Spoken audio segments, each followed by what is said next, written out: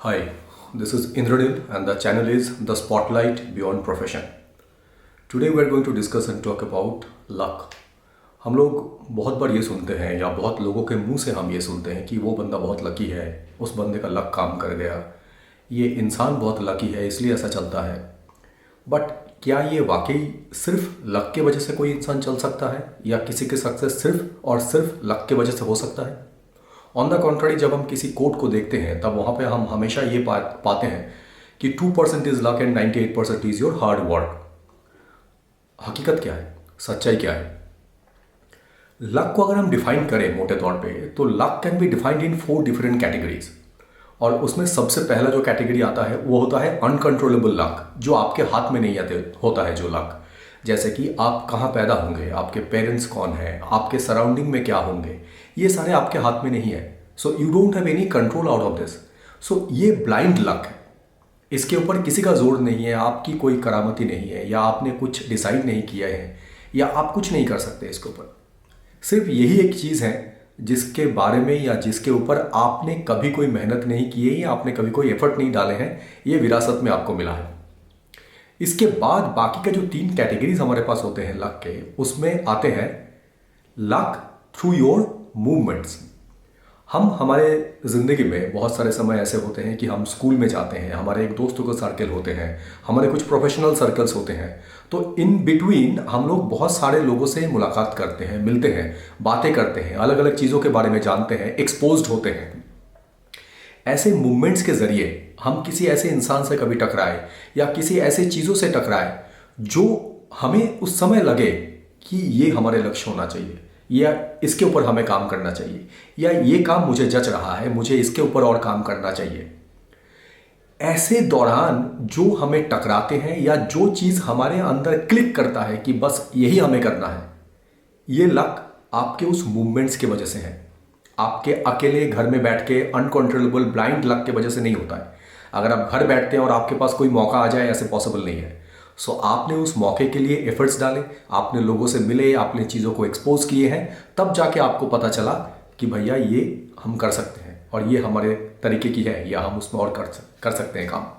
So that comes under movements luck. तीसरा जो category है that is luck with awareness, कि किसी एक पर्टिकुलर चीज़ के बारे में हमें जानकारी मिली है। जैसे मान लीजिए कोई लोग क्रिकेटर बनना चाहते हैं, कोई सिंगर बनना चाहते हैं, कोई फोटोग्राफर बनना चाहते हैं। तो अगर आप सिंगर बनना चाहते हैं तो आपका फोकस सिंगिंग के तौर पे है, आपकी फोकस म्यूज़िक के बारे में है, आपकी फोकस इंस्ट्रूमेंट्स के बारे में है। सो आप किसी एक पर्टिकुलर चीज़ के लिए आप स्टडी करते हैं, आप उसको इन डेप्थ नॉलेज की कोशिश करते हैं एंड देन कुछ आपको ऐसा खोज निकलते हैं कि जो आप ही कर सकते हैं और आप और बेहतर कर पाते हैं।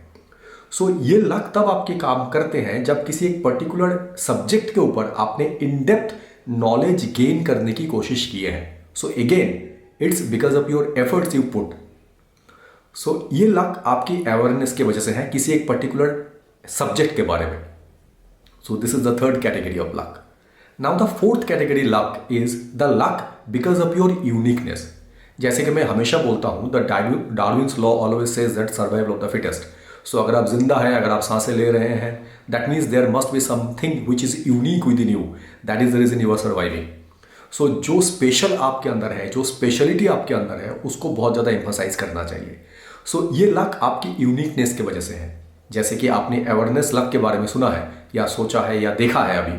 सो अवेयरनेस लक, आपने किसी पर्टिकुलर सब्जेक्ट के बारे में इन डेप्थ नॉलेज गेन किए तो अवेयरनेस बढ़ा।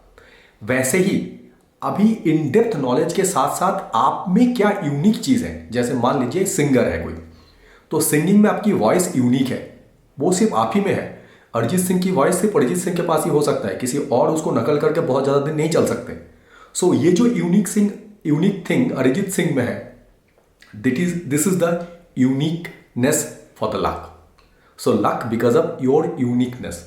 कोई क्रिकेटर है, सचिन तेंदुलकर है, बहुत सारे क्रिकेटर होते हैं, बहुत सारे बैट्समैन होते हैं। विराट कोहली अपने जगह पे अव्वल है, सचिन तेंदुलकर अपने जगह पे है। सो दोनों ही बैट्समैन हैं। सो अगर आप विराट कोहली की यूनिकनेस देखेंगे या सचिन तेंदुलकर की यूनिकनेस देखेंगे तो दोनों अलग है। Though the category same, both are batsman, both are cricketer. So अगर आप लक की डेफिनेशन को तौर पे जाएंगे तो ये यूनिक लक सचिन तेंदुलकर के अलग है और यूनिकनेस के लक विराट कोहली के लिए अलग है। सो लक के बारे में जब भी हम देखें या जब भी हम सुने या जब भी कोई हमें बताए कि आप तो लकी हो इसलिए ऐसा हो रहा है, आपके लक की वजह से ऐसा हो रहा है, तो बिल्कुल ऐसा नहीं है। आपका लक सिर्फ आपके पैदाइश तक और आपके सराउंडिंग तक ही सीमित है। उसके बाद की जितने भी लक आपकी ज़िंदगी में काम करते हैं उसके लिए आपने कहीं ना कहीं कोई एफर्ट पुट किया है। सो आपको हमेशा ये याद रखना चाहिए, ध्यान देना चाहिए, आपकी एफर्ट में कोई कमी नहीं होना चाहिए कभी भी। अगर आपने एफर्ट में कमी रखी तो ना आपका यूनिकनेस की लक काम करेगा, ना आपका अवेयरनेस की लक काम करने वाला है, और ना आपका लक मोटिवेशन और मूवमेंट्स के वजह से जो होता है वो काम करने वाला है। सो अगर आप मूवमेंट्स के लिए लक, अवेयरनेस के लिए लक और यूनिकनेस के लिए लक की उम्मीद करें, तभी उम्मीद करें जब आप उसके लिए जी तोड़ मेहनत किए हैं और अपना 100% एफर्ट पुट किए हैं, सो दैट वो लक आप तक पहुंचने में मजबूर हो जाए। So this is very very important to put your luck intact when your movements, when your awareness, when your uniqueness and when your efforts put into place. Thank you very much and signing it off.